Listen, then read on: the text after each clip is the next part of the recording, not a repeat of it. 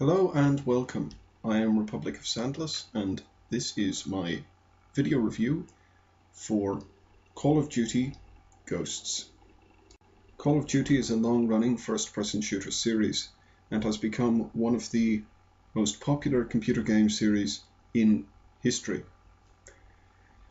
It's renowned for its fast-paced and addictive gameplay, and Call of Duty Ghosts continues some of these traditions with some minor improvements and a couple of rather unusual design decisions which don't necessarily work out for the best, but are at the very least an honest effort on the part of Infinity Ward, the developer, to revive the series.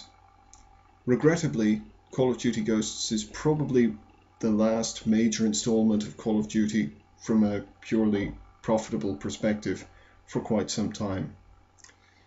It's really not the revival of the series that would have been needed in order to keep it afloat. This review will cover the multiplayer component of Call of Duty Ghosts, the single-player campaign of Call of Duty Ghosts, and the single and cooperative campaign of Extinction Mode. I'm going to start this review with the single-player campaign. Many people who play Call of Duty completely gloss over the single-player campaign, and it seems that Activision have decided not to fight this and rather to just produce an essentially half-assed single-player campaign. And it is very half-assed, basically a collection of bizarre mini-games jammed together and paced in such a way that you get so little time with any particular game mechanic that everything feels shallow and watered down. Okay, admittedly you're not bored at any point while playing the game, but you don't feel in any way fulfilled either. The game's narrative is terrible. It focuses on this father and son's dynamic, which doesn't seem at all relatable. I understand that for some people who are from military families, this thing might be relatable. You might think, oh yeah, I was with my dad and he joined the US Army Rangers and then I joined the US Army Rangers, and so this is relatable to me.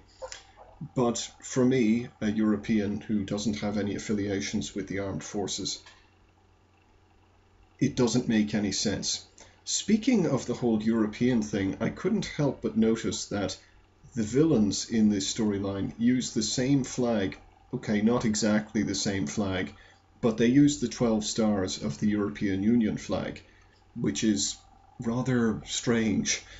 They're supposed to be Latin American, but it seems like Infinity Ward, the developers, just decided to go, hey, let's just pick those Xenos over there, those other nationalities, and say that they're coming to get us, because we can't very well do another storyline about the bloody Russians.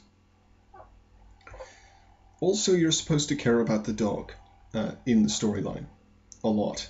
As one reviewer remarked, they spend more time mourning the dog than they do mourning the black guy who gets shot early on, which seemed rather strange.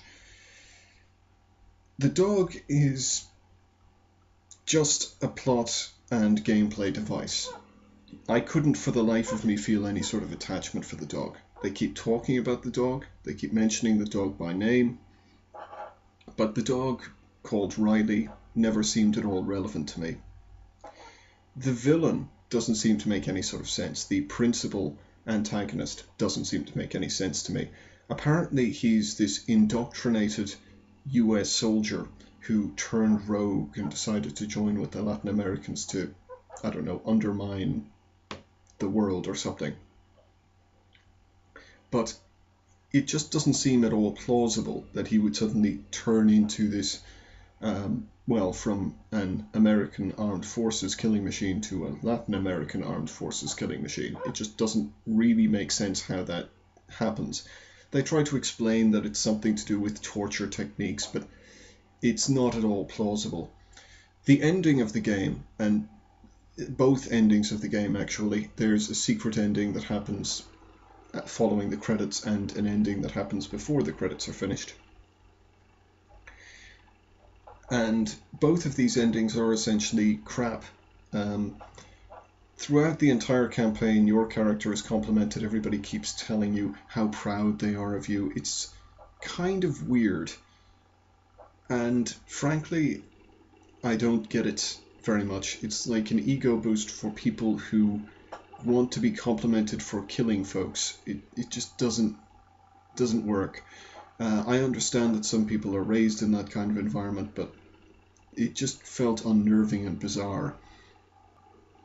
There are so many problems with the single player campaign on this. I could spend the entire review just covering that, so I'm going to stop now and move on to the next section.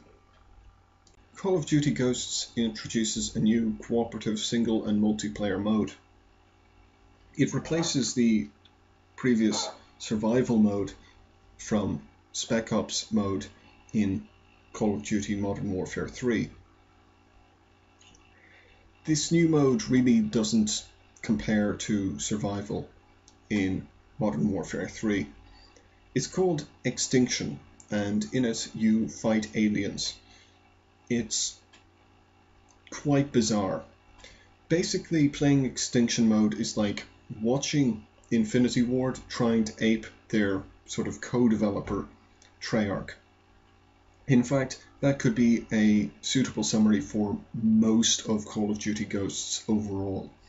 From the campaign changes to the multiplayer changes to this new Extinction mode, a lot of it seems lifted from Treyarch. Extinction mode was horribly underwhelming, feels very bizarre in the way it's structured at times, feels rather painted by numbers. It feels like every single action you do is rather controlled. There's only a limited number of things you can do. It doesn't feel as chaotic or as unique as anything in Modern Warfare 3. Ultimately, it feels too scripted. It feels like you need to level up a good bit before you stand even a half-decent chance of surviving in Extinction mode. On the plus side, it doesn't have the overly convoluted electrics and other devices of Zombies mode in Black Ops. Zombies mode in Black Ops had all of these elaborate switches you had to go onto a Wikia page in order to figure out. You had to go online, look up how to do everything, because there was basically no indication as to how to do it in game. All it says to you when you spawn is find a way to turn on the power, but for each map you don't necessarily know how to do that. In Extinction mode, thankfully, a lot of that frustration is removed, but it's not worth playing. Call of Duty Ghosts multiplayer is refined, improved, but ultimately more boring than any previous Call of Duty.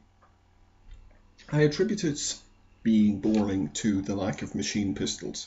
Machine pistols were a great category in Modern Warfare 3 and Modern Warfare 2, but they were notoriously hard to balance properly, so they've been cut.